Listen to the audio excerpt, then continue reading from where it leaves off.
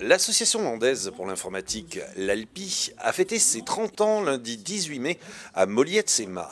Cette journée a été l'occasion notamment de rendre compte du rapport d'activité 2014 et de revenir sur l'historique du syndicat mixte et de ses actions dans le département.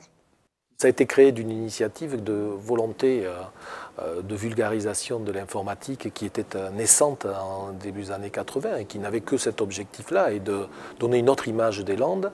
Et aujourd'hui, avec vraiment la révolution numérique, c'est devenu un outil indispensable pour tous les usagers et les utilisateurs. C'est un établissement qui est au service de ses adhérents étant les communes, les intercommunalités et tous les regroupements intercommunaux pour doter ces établissements de logiciels ou de matériel. C'est des logiciels de comptabilité, de ressources humaines, d'état civil, de gestion de l'urbanisme. Tous les services que l'on peut trouver dans une collectivité ont souvent des applications informatiques. L'ALPI et l'Éducation nationale collaborent depuis longtemps avec l'opération Un collégien, un ordinateur portable, favorisant ainsi l'évolution numérique pour les jeunes landais.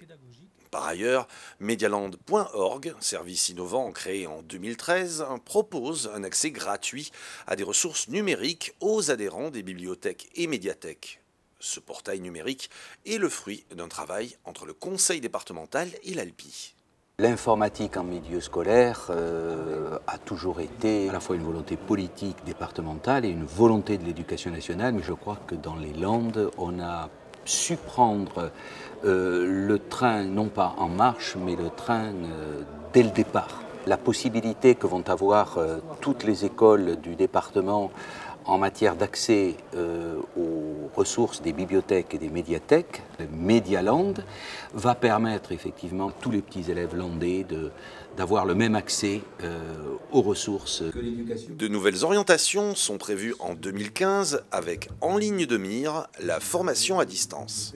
Sur 2015, il y a des nouveaux chantiers qui ont été ouverts. Après le chantier de l'archivage électronique, là on est le chantier de la formation à distance. Là aussi, quelque part, quand on parle de formation à distance de l'ensemble des agents des collectivités afin qu'ils puissent être formés en restant dans leur collectivité. De plus en plus, une dématérialisation de la formation après la dématérialisation des actes administratifs.